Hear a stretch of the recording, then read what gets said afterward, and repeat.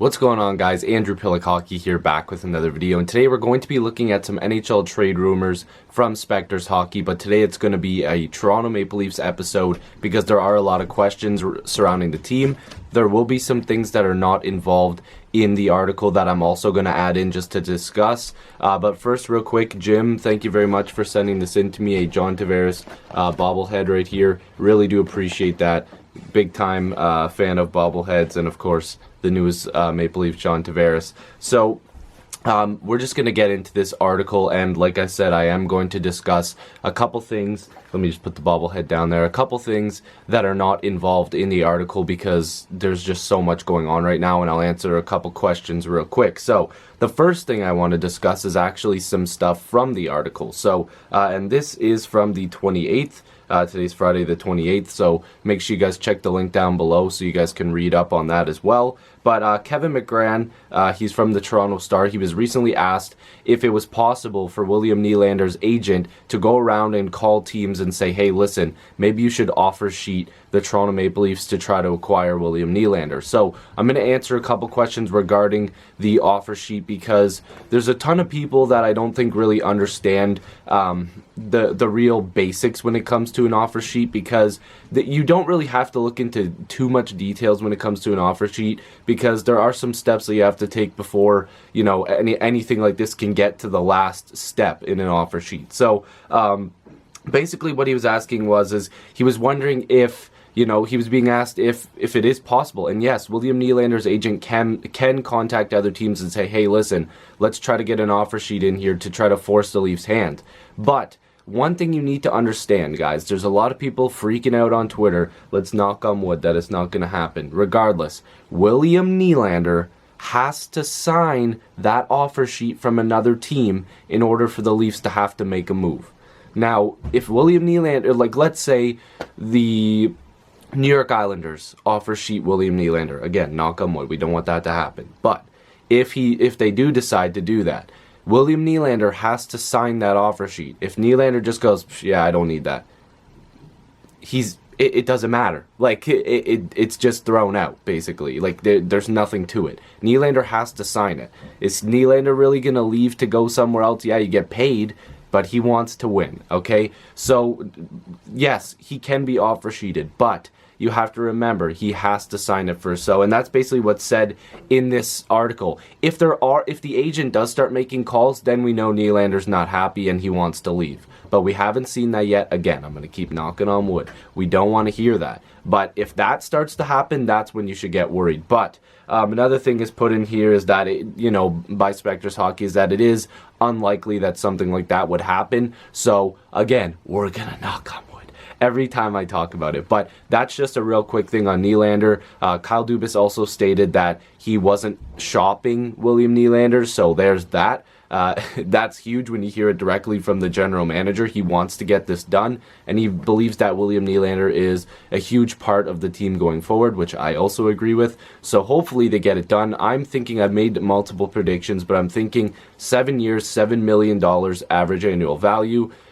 That might be a little bit too much, but with cap percentage and the cap going up every year, that deal will probably be okay, especially since Nylander down the line could probably demand more money if you give him a short-term bridge deal now. So that's just a little bit on Nylander. The next thing real quick was on Mitch Marner. Apparently there have been some contract negotiations that probably won't get done before the season starts because that's on Wednesday.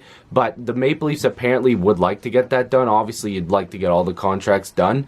But Mitch Marner's agent probably is like, hey, listen, you're going to blow up the league this year. You're going to be so good. So wait till next summer. And they've said that. The agent said they could probably wait till next year. But it's going to worry the Leafs a little bit. If they could get something done now, that'd be fantastic. I'm sure they would have liked to get Nylander done and then have Matthews and Marner signed. Oh, that would have been glorious, right? But they're probably going to have to wait till next season. But just real quick there, I just wanted to state that there have been some contract negotiations there. If something gets done, I'd be surprised, but at least it's getting done. Something that wasn't in the article that I'd like to mention was David Pagnotta from the Fourth Period. I'll pull up the tweet for you guys. He said, hearing noise that the Maple Leafs are actively shopping defenseman Connor Carrick, who isn't in their top 6 plans. Told some early convos have occurred so far. So basically what this means is that Connor Carrick is on the trading block. And as much as that sucks because he is a really good guy and we all know that he is a workhorse in the gym, he wants to play better. I was at training camp and obviously we've seen some of these preseason games. He hasn't really looked his best. And again, that's unfortunate because I do think there is an upside to Connor Carrick. I really do think that he is a decent defenseman. And it's looking like the Leafs are going to have to give him an out. If you can't make this team, they don't believe, maybe they just have a good enough relationship with him that they don't want him to sit in the press box like poor Josh Levo has, which is kind of weird, but maybe they just feel like they can get something decent back for him, maybe another project that another team doesn't want to deal with. I truly believe that Carrick does have more upside. The problem is a lot of people I've already seen in the comments on Twitter and all that stuff like that are saying, oh, well, they could get something great back.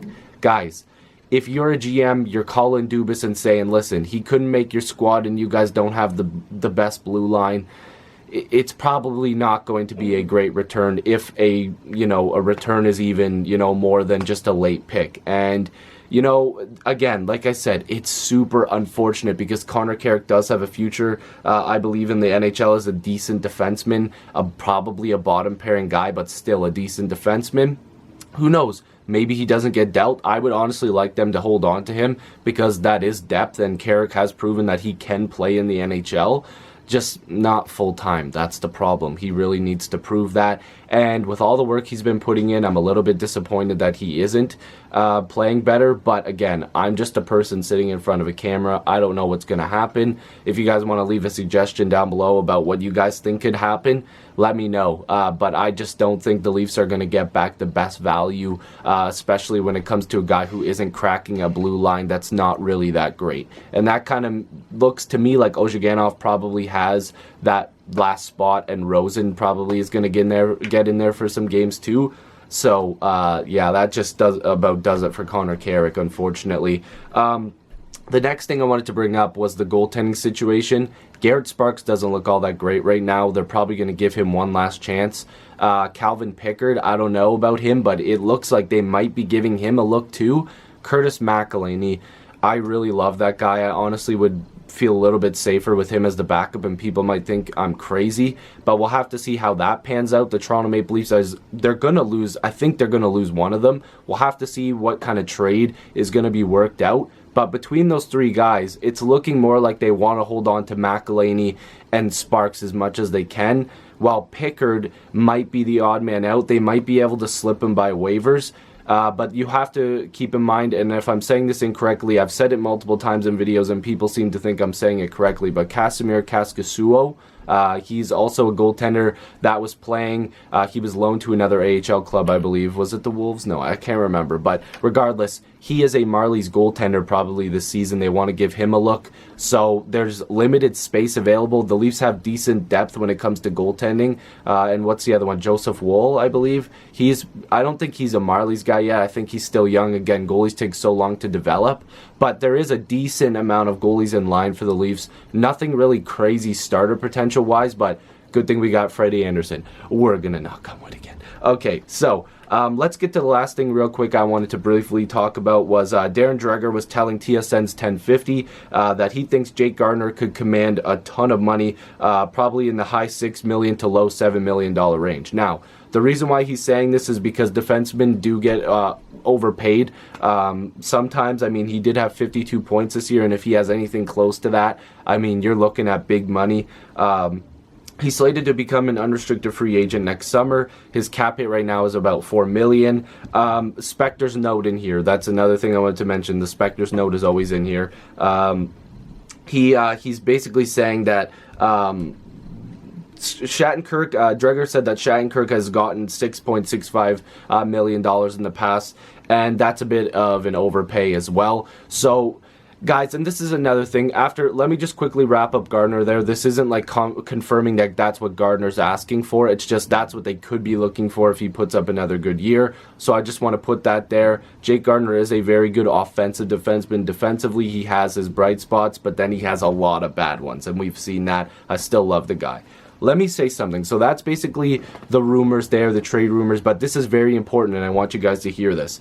there's been a lot of rumors lately, and I want to address this in a live stream as well, because it's so hard, because I feel like I just need to have that back and forth with you guys. I see it in the comments all the time. Hell, I see it on Twitter, Facebook, anywhere you get this information. Instagram, I'm seeing it everywhere. Guys, we don't know what William Nylander or Jake Gardiner or Mitch Marner or any of these guys are actually asking for. The experts that are out here are the best guys that can tell you that, but they're also kind of making educated guesses, okay?